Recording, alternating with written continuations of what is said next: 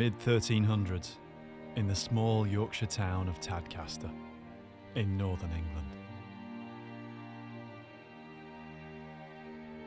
By a simple, shallow grave, a body is prepared for burial. There are no grave goods to accompany this person on the last journey to the afterlife. Perhaps just a plain shroud. There are no clues as to who this person was, nor what has taken their life.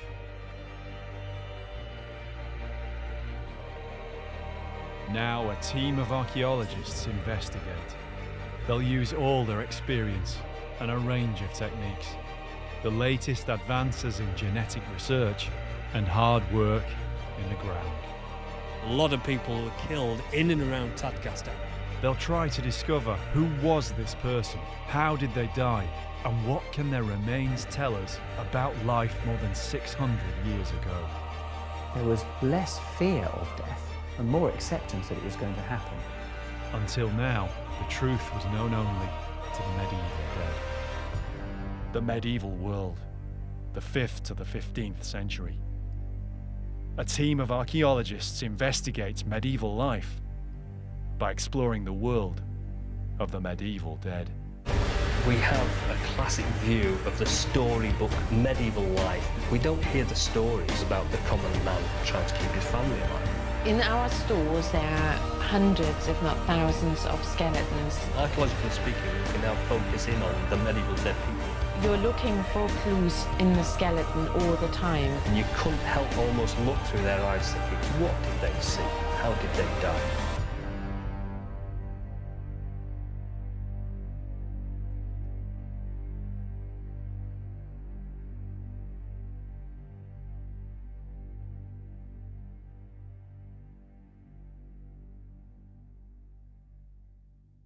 The 7th year after it began, it came to England, and first began in the towns and ports joining on the sea coasts. In Dorsetshire, where, as in other counties, it made the country quite void of inhabitants, so that there were almost none left alive. And finally it spread over all England, and so wasted the people, that scarce the 10th person of any sort was left alive. So a chronicler wrote of what befell England in the 14th century. It was a pivotal time in the Middle Ages, across the whole of Europe. The medieval town of Tadcaster, 15 miles south of York in northern England, was no exception. The Yorkshire landscape is prosperous now, but it veils the many years of hardship and suffering that ordinary people endured just to get through their daily lives. The average life expectancy was around just 30 years. Things then were bad enough without war, poverty, famine, and disease. It's all dirty backgrounds, people walking around in the mud, the dirt, and the lower echelon of society is rough in it. And it wasn't very pleasant. It's easily a third world environment as we would see it today. People living at a subsistence level, hand to mouth, farming at a very basic level. Even when they farm for somebody else, the majority of the crop would go to the church and the state. So again, it goes back up out of their system. For a lot of medieval aspects of archaeology is knight's armour, the conflict.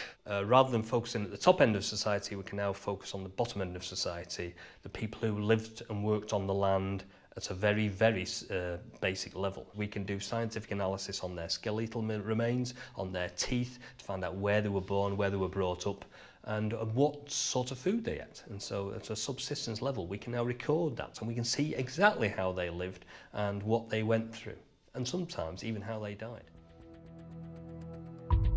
The medieval dead still exist. Around the United Kingdom, skeletal remains are kept for future study. In our stores in England, there are hundreds, if not thousands, of skeletons that have not been analysed yet. Many of them were excavated in the 60s and 70s. Some are still even unwashed, but these skeletons still warrant analysis. The University of York's Department of Archaeology preserves many such skeletons, the remains of some of the population of medieval Yorkshire. The medieval period is very interesting because there are lots of aspects still that we don't know so much about, and it's fascinating to find out more about it. There are documents that might relate to propaganda or political intrigues and so on that distort the actual evidence. And when we have the skeletons themselves and the archaeology itself, we can see what really happened in the medieval period.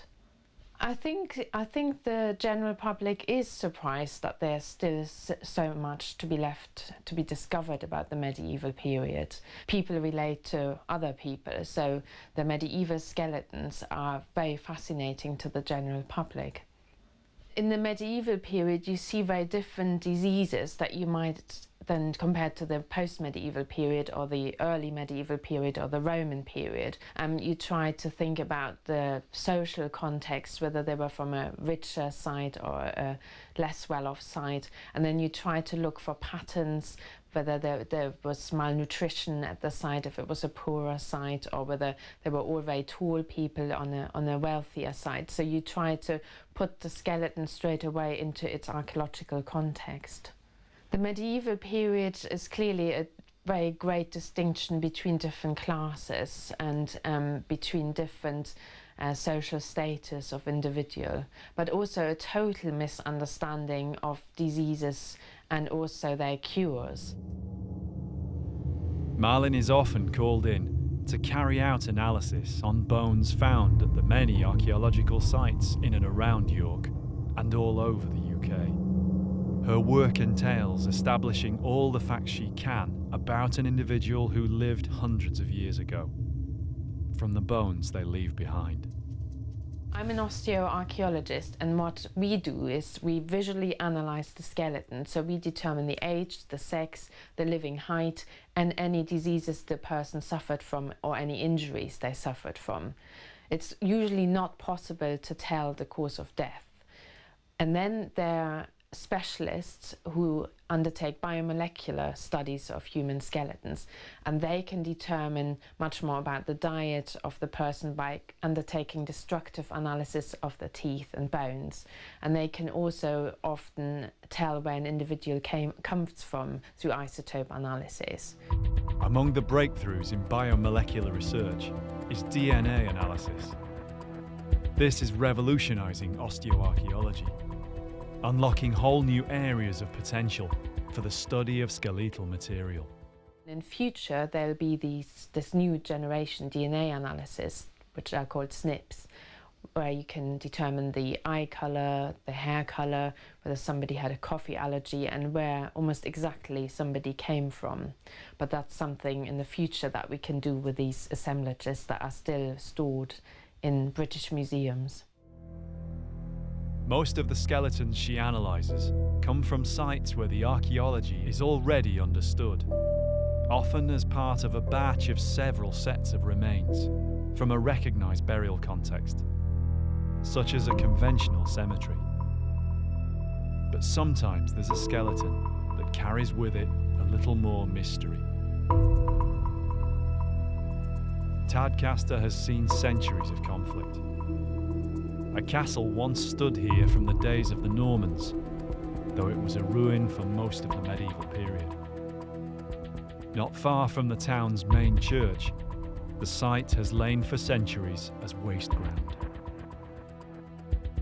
Raids from the north, battles in the Middle Ages, and the English Civil War have all left their mark on the area. While the Castle Hill site has remained empty and largely free from modern building. Few people ever realised, though, that it was a place of death and decay. Simon Richardson was just a boy here when one school holiday he heard that a grim discovery had been made in the garden at Castle Hill. It sparked in him a lifelong passion for history and archaeology. When I was 11 years old, I asked the landowner, or the homeowner, if I could have a look around the garden. People said this undulating landscape was a Roman castle, but it wasn't a Roman castle. Even at 11 years old, I knew it was a motte and bailey from around the period of the Norman conquest. The chap who had the garden, he let me look around. I came back a few more times. One particular day, he showed me some photographs. And they were talking 1975, I was 11. My eyes must have lit up. There were photographs of skeletons which had been excavated from his garden. Just over here, in fact. And I missed the excavation by a few months. And it turns out he found a bone whilst digging a small vegetable patch. It went to the police and then to the coroner. And they decided that there were human remains. It was a bone from the arm. The remains they'd found were very, very old. They investigated a few areas within the garden, and I think they turned up about 12 individuals. I remember one specific photograph, and it was of a skull, and it had a rhomboid hole in the side of its head, which is like sort of a squat diamond shape. So it was all very, very interesting, and I came for quite a number of years, and I found a large amount of pottery, mainly medieval, but quite a bit of Roman. But I also found some musket balls, which had been eroding out of the slope on the motte over there. And they were from the Battle of Tadcaster, which was 1643. As Simon's enthusiasm for archaeology grew, he kept going back to Castle Hill to help where he could, as the local historical society explored the site. But then almost 2 decades went by, and after a change in ownership, Simon found the site little resembled the place he knew from childhood. Quite some number of years later, I came back to the garden and I was totally taken aback by what I saw. The garden was completely overgrown. I was asked to come down and clear the grounds. It was a huge task and it took some weeks. One of the first things I did was remove a large hemlock plant, which is a very poisonous plant, which had grown just to the other side of the yew tree there. So just at a fairly shallow depth, I got under the roots and my spade just caught on something which I thought was a stone, but it turned out to be a skull. It was a completely unexpected find, and it left Simon wanting to find out more. There was no evidence as to when the body had been buried, though there was one possible clue as to the individual's fate. A small trauma mark on the skull. About 96, the mass grave was found at Towton Hall. I saw some photographs of some of the skulls which had been excavated at Towton, and they had in the side of the head these rhomboid-shaped holes. Simon had heard of the excavations at Towton battlefield, where Tim Sutherland had been at work to recover the remains of victims of the battle in 1461. Remembering the skull with a rhomboid hole in the side of its skull and the ones at Towton, so putting 2 and 2 together, what I'd found there might have been a victim from the Battle of Towton. So then I got in touch with Tim. Several of the skeletons had trauma marks, including rhomboid holes, thought to have been caused by war hammers or poleaxes. Could the skull belong to a combatant who'd fled the battle during the rout and was killed or died of wounds at Tadcaster? In 2009, Tim and Simon carried out an excavation on the spot where Simon had found the skull. They unearthed the rest of the skeleton and several more partial skeletons. It seemed as if the site had been used as a cemetery, yet intriguingly, this was outside the bounds of the nearby medieval churchyard. It wasn't straightforward though. Many of the remains were less than ideally preserved. When we carried out the excavation, we came down onto several skeletons, but they're all very fragmentary or in not very good condition. And then we came down on this one skeleton that was in good condition, and there was more of it showing than the others. And so we thought, right, it was quite a robust person. The bone was in really good condition, so we thought, right, this is the one that we'll try to find out more about. And so we fully excavated it and recorded it and pulled it out of the ground, and we thought, right, this hopefully will be a good enough sample to represent the other skeletons that we found in the whole of the site. Recording data about the location, orientation and potential age of the burial was vital if clues were to be gathered that could help explain the strange burial. We're assuming that this one skeleton is representative of everybody in this cemetery because it's in a strange location. It's in the middle of a medieval castle that was falling into ruins, and there was a cemetery, a perfectly good cemetery, just down the hill that they should have really been using. So why weren't they using that? And also, some people are buried face down, some people are buried face up. Most of them are east-west, but they all seem to be in little groups, as if they've been rushed. The burials have been rushed. So there's something very unusual going on. Was it possible that the grave was conflict-related, like the one at Towton? Tim needed to consider the many layers of history affecting Tadcaster to try and understand the confusing nature of the archaeology at Castle Hill. We have an anomaly that we have skeletons in the ground, and we thought it'd be easy enough. We excavated them. Usually we can date them by the associated pottery or whatever, and therefore you can apply a period, and then you can hypothesise that they were killed in a civil war, or they were Romans or whatever, or Vikings. And then what happened was that the context they were in was completely undecipherable. And so what we needed to fix them, anchored down to a period, was a dating mechanism. That's really clear, doesn't it? Well, that was, we couldn't even walk over there, could we? There are all big trees on there, they've all gone. It's really opened it up. Yeah, look at that. Several years after the excavation, Simon and Tim returned to Castle Hill. The site has changed a lot since they were here, just as it's done throughout its history, over hundreds of years. You remember when we first came in here, that tree, half of it was almost covered in brambles, wasn't it? Yeah. Between that tree and that tree, there was hardly any space at all. And right out here. About an inch thick, weren't there was they? a huge big brambles, and also the big rabbit warren underneath.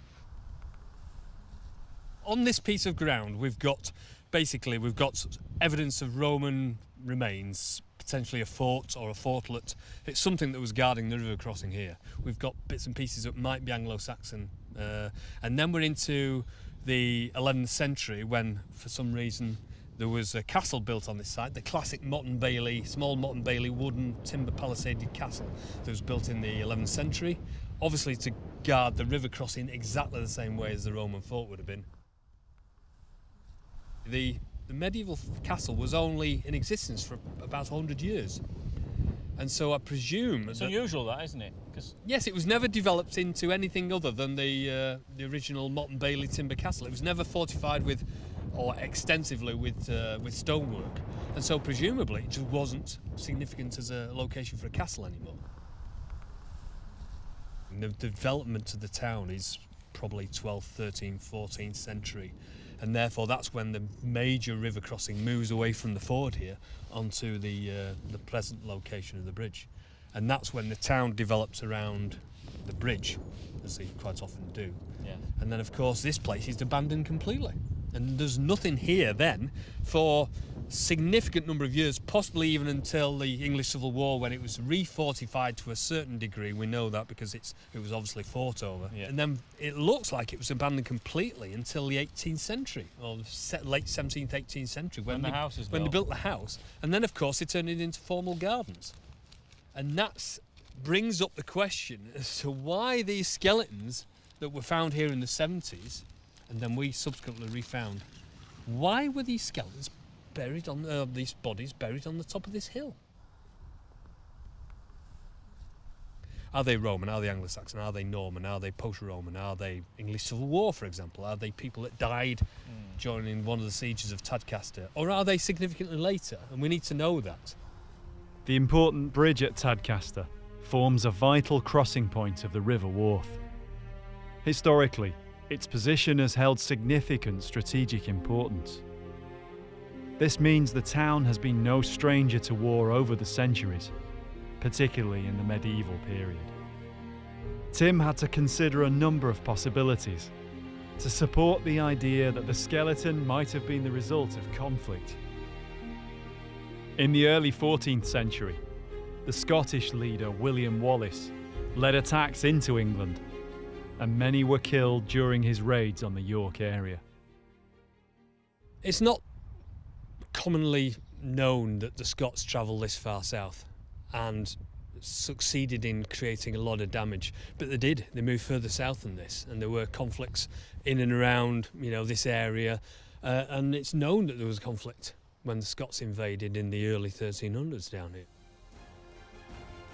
But the most significant military event in the Tadcaster area for hundreds of years dated to the 15th century, more than 150 years after Wallace.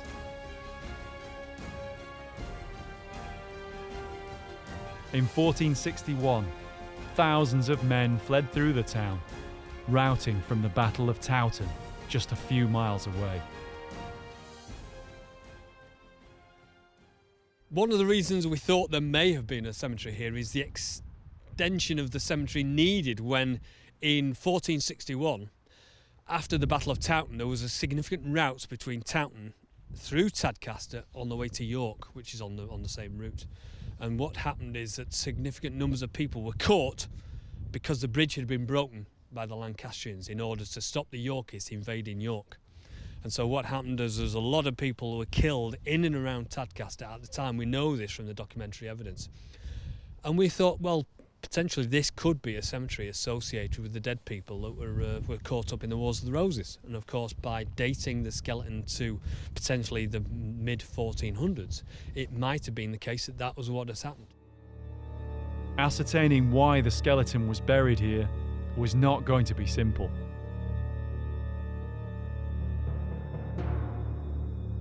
It wasn't even clear what sex it was. Detailed analysis was needed.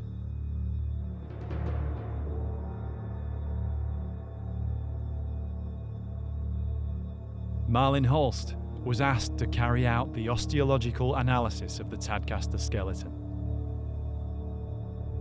There are certain individuals that really stick out, partly maybe because they have unusual pathology or because they have a particularly well-preserved skeleton, but some you really connect with and you feel for them if they suffered or you see what circumstances they were buried under and you're trying to understand the reasoning behind that. So some people you really do connect with. The bones were strong and solid, showing signs of a relatively long life of hard work. What's more, the bones appeared to be those of a woman. This meant the skeleton couldn't be that of a soldier. But could the victim still have been in the grave as a result of conflict? A clue on the skeleton at first caused Tim to speculate the woman might have died through being caught up in a battle, or its aftermath. One of the marks on the skull, as Simon had found, seemed to indicate trauma and injury. We initially thought there was some head trauma. It looked like a blade wound on parts of the skull. And so we got really excited and thinking, this is it. It is a result of head trauma during conflict or whatever. Subsequently, had the skeleton analysed and it looked like it was done by a spade. And of course, these skeletons are just below the surface. So of course, obviously with a little bit of overactive digging, you could cause some damage to the skeletal material. The radiocarbon result finally puts paid to the idea of a conflict-related cause of death. The skeleton was from the mid-1300s. This put it too late to be as a result of Wallace, and too early for Towton. One by one, the options were being eliminated. So of course that's another thing we can just wipe away and say fair enough, now we've managed to cancel that. So it's like we know that they're not Roman, we know they're not Anglo-Saxon, we know they're not from the 15th century, the Wars of the Roses, we know they're not Civil War soldiers that were fighting in and around the settlement here and the castle itself. And so we managed to squeeze it down to a very narrow period of time. Tim was forced to think again. What else was going on in the mid-1300s in Yorkshire? This is where we start getting some interesting results, because we radiocarbon dated it, and it dated quite securely to the early to mid 1300s, because the castle has already been abandoned by them. If the castle's been abandoned, it's obviously waste ground. It might have been farmed or cultivated as a private allotment. But if something happened in a very short period of time that accumulated large numbers of dead people in a small cemetery, and that was unusual. Rushed burials, particularly of more than one body, could suggest a cause of death that in some ways was even more terrifying than battle. One of the things that immediately strikes you is that the whole of Europe was decimated by the Black Death, by the plague. Between a third and half the population potentially died, of Europe died. A significant number of people died in and around Tadcaster. And that means that the cemeteries would have been full.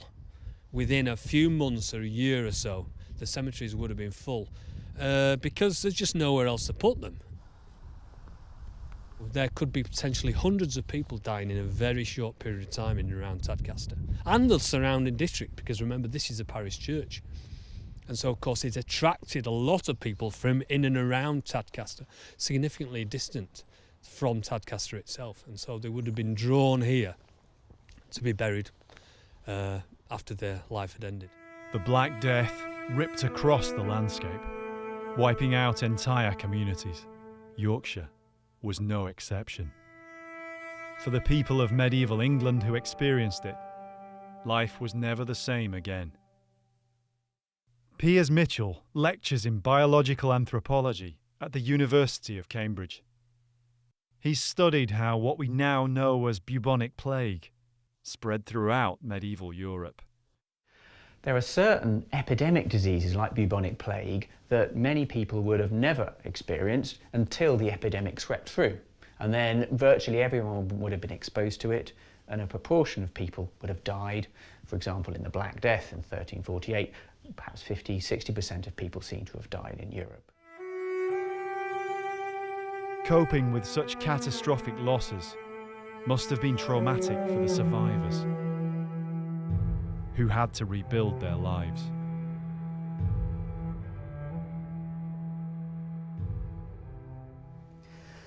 We have to remember that in medieval Europe, attitudes to death were somewhat different to what they are now. Religion was very important, and the place of the church was very important. So, although no one particularly wanted to die, there was a much stronger thought that what's important is that you live your life so you go to heaven when you do die. So, unlike today, there was less fear of death and more acceptance that it was going to happen. And people were taught by the church that what's important is when you did die, you'd lived a good enough life to go to heaven. And so there were slightly different attitudes to disease and different attitudes to death. You didn't necessarily have to be cured of a disease to have a good life, but so long as you prayed and ticked all the boxes from the point of view of the church, then it didn't matter if you died early, because if you went to heaven, that's what life was all about to the medieval mind. The Black Death outbreak in the 14th century killed large numbers of people very quickly. Up to now, the only known evidence for mass deaths of this kind is from London. Could the comparatively small number of skeletons at Tadcaster also be a result of the plague? The problem is we assume that the individuals from the Black Death were buried in massive pits. Well, a lot of that wouldn't have been possible in normal churchyards. They were usually packed with remains, so it's likely that a lot of these plague pits were actually not in consecrated ground, or were in ground that was later consecrated. And I'm sure there have been assemblages found in Britain where the assumption has been that they are plague cemeteries, but it hasn't been proven. Marlin set about finding how to verify whether the woman had died from Black Death, and a recent discovery in bioarchaeology provided the means to do so. DNA analysis techniques have developed dramatically in recent decades. Caused by the Yersinia pestis bacteria and transmitted to humans by the fleas of infected rodents, bubonic plague, or Black Death, is a pathogenic killer. Though Yersinia pestis was discovered in 1894, its genome has only recently been decoded. This genomic sequence now allows scientists to pinpoint the existence of bubonic plague in the intact DNA of ancient skeletons. Michelle Mundy is an expert on analysing the biomolecular structure of archaeological specimens. When we have a skeleton and we can look at it morphologically, we can say certain things about it. And then if you want to get down to the molecular level and look at DNA, what we can look at different genes. We can say, more or less what colour eyes someone might have had in the past. We can look at skin tone. We can look at things like whether they had runny earwax or not. These are all genes that we know what they do, so that we can look for them. We can look for the genetic changes that cause these particular features to arise in your body. All of these things will tell us something about a person in the past. They might not have actually manifested them completely, so we might be able to say this person has the gene for this, but we don't know how much that was actually manifested in their actual life. I don't think we'll ever definitely get to that. There's a difference between what's in our genetics and what we actually did throughout life. So a lot of what we look like and our personalities is, as you know, half about what's in our genes and what's in our lifestyle, how we've been brought up. Marlin visits Michelle to find out more about the skeleton from Tadcaster.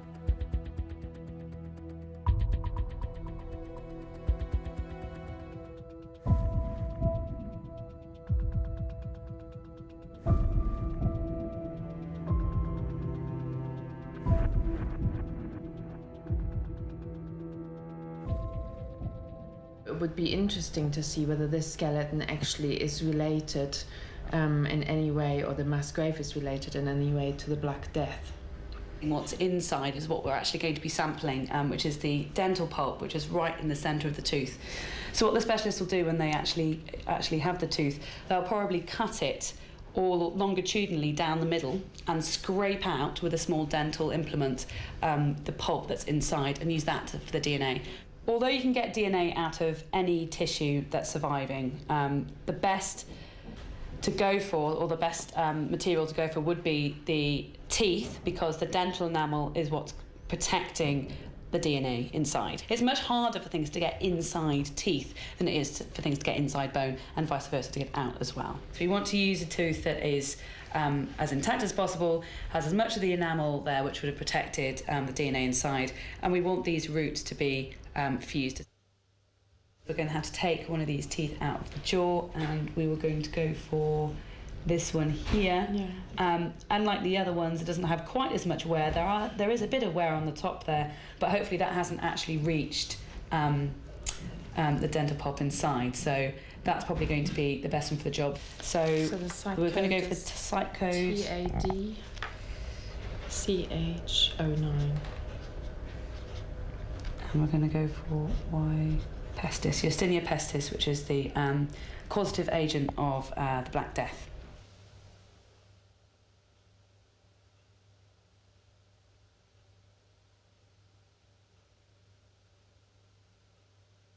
The trouble with plague is that it kills you too quickly for your skeleton to react to it. So we'll need to use DNA, because you won't be able to look at a skeleton and say, we think this person's died of plague. Whereas you can look at a skeleton and say, we think this person might have been suffering from tuberculosis or leprosy and those sorts of ailments. We can look at the skeleton for that, because they are long-term diseases where your bone, often, they might have had it for a long time, and in which case your bone has actually reacted to the disease. Plague, no chance. Well, the DNA analysis would be very, very interesting in terms of whether we can tell whether this individual did suffer from the plague, because, as Michelle has said, this is something that we just cannot do from the osteological analysis of the skeleton. Did the woman die as a result of plague? As the plague spread across Europe, it had a great effect on the structure of society. Entire cultures had to adapt quickly to enormous losses in their working population. The Black Death swept right across Europe from 1348 to about 1352 and had major effects, not only on people's lives, but the social structure of Europe at that time. It seems that perhaps 50 or 60% of people across Europe died during the Black Death. Firstly, it would have profound effects on the genetics of medieval Europeans. If you think there's something different about the 60% that died and the 40% that didn't.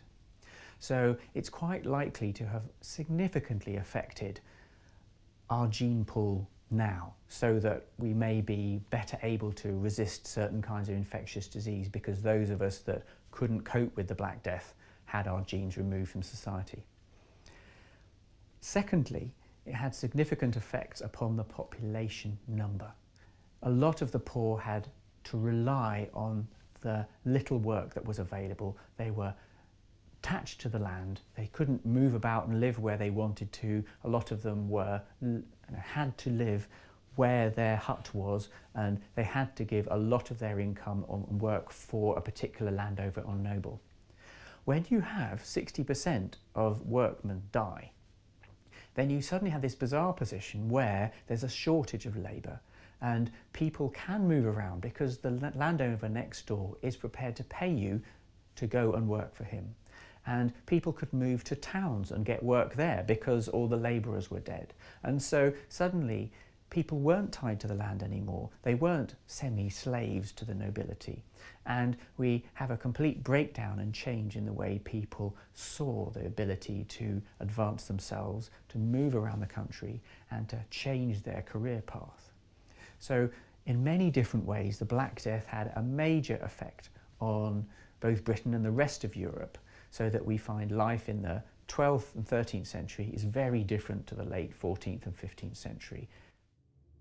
Societal changes like this help pinpoint events such as plague in the historical record, even though until very recently there was no way to identify archaeological evidence.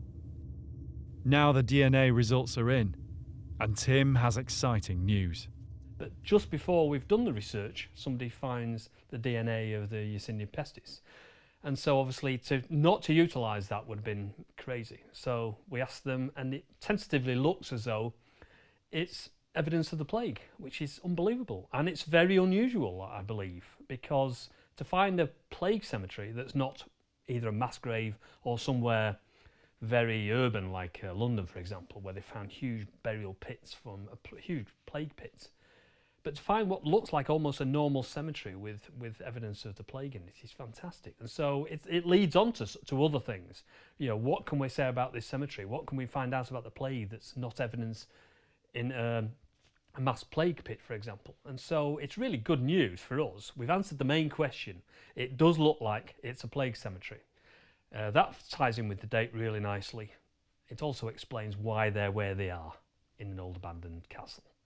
And so in terms of the remit of why we were doing the research, we've got a result. It's been fantastic. The presence of Yersinia pestis in the DNA of the skeleton from Tadcaster is extremely interesting, because we are only just starting to be able to even detect the DNA for Yersinia pestis. The genome for Yersinia pestis has only just been found about 1.5 years ago. So this is very new stuff. We can never normally tell how people died unless it was a traumatic death, for example, a skull injury or something like that. So it's very rare that we can say what a person's cause of death is. And in this case, of course, we also can't say Yersinia pestis or the plague was definitely the cause, but it's very likely. If she suffered from the plague, then it's likely that was the cause of death. So would this explain the burials at Tadcaster, in the remains of the castle, away from consecrated ground? The problem of having to bury sudden large numbers of dead would have given the people of Tadcaster a serious problem. What's happening is the normal method of dying and disposal of the dead has been interrupted. There are just large numbers of dead. The cemetery is expanding to its limits. And now we've got evidence. It's actually burst out of the cemetery and it's gone into this waste ground, which was the old abandoned medieval castle. Every day, 1 or 2 people are dying in a very local community. So imagine if people you know and they're literally dying around you, one after the other, one day after another, and then another one goes. And it must have induced some sort of terror in you because you don't know when you're going to go or if you're going to go. And so the whole atmosphere must have been really charged by this whole uncertainty about, are you going to survive? Are you going to end up on this hill in an abandoned castle up outside a normal cemetery? But you would have heard about it throughout Tadcaster, throughout the whole of York, throughout the whole of England, and beyond England. It was spreading across Europe. Even though it's known that plague affected almost all the country, DNA analysis like this provides a way of finding conclusive archaeological proof.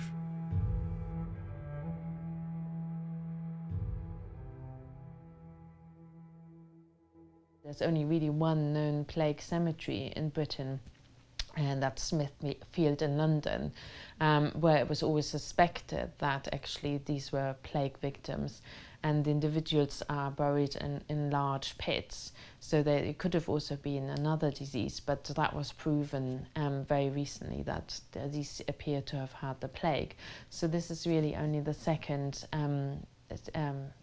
individual or the second assemblage from Britain where this has been proven, so it's very exciting. And the excavation only uncovered a couple of skeletons, and only one of those was lifted, so we don't really know the extent of the grave or the number of skeletons, but it's possible that this is a plague pit and there are many skeletons there. Many questions have been answered about the life and death of a woman buried in a shallow grave with a few other individuals over 6.5 centuries ago. For Simon Richardson, it's decades since his childhood interest and enthusiasm for archaeology set him on the way to discovering the skull at Castle Hill. I suppose this garden's played a bit of an important part in my life because, you know, finding what I found here, I mean, this is just some of the examples of the pottery I was finding in the flower beds. I suppose you could say this handful of pottery got me where I am today. I'm fortunate enough to work on battlefields and other medieval sites around Britain and Europe, so I have a lot to be thankful for.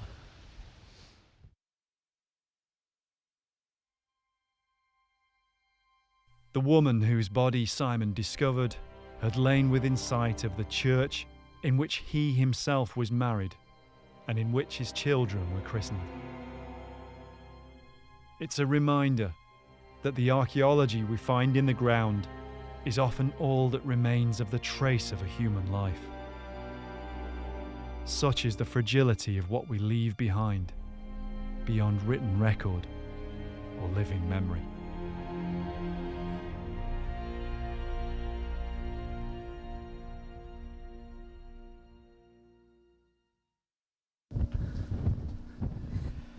Wow! I've never expected that. Crikey. I've lived in Tadcaster over 40 years and I've never expected to see like this.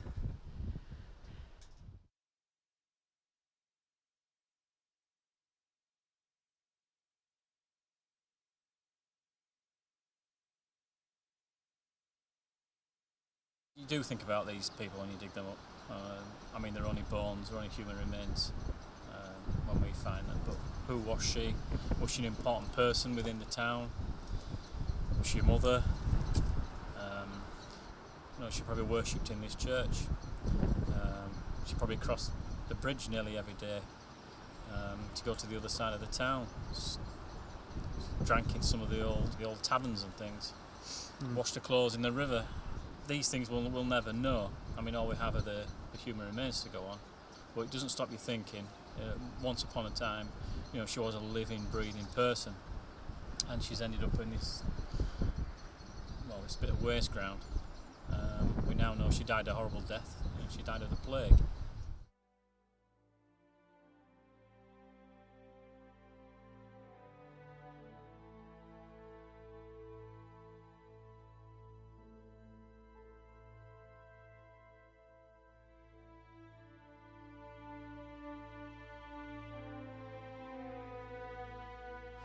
If I had knocked on the door all those years ago, when I was 11 years old, she'd probably still be laid there in the ground, undiscovered, forgotten about.